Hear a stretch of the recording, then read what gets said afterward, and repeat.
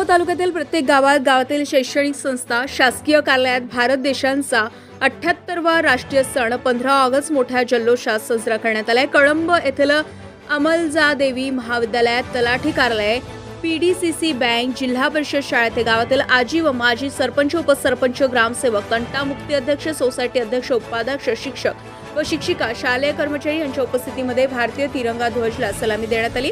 गावातून शालेय विद्यार्थी यांनी शांतता शालेय प्रभात फेरी काढली होती।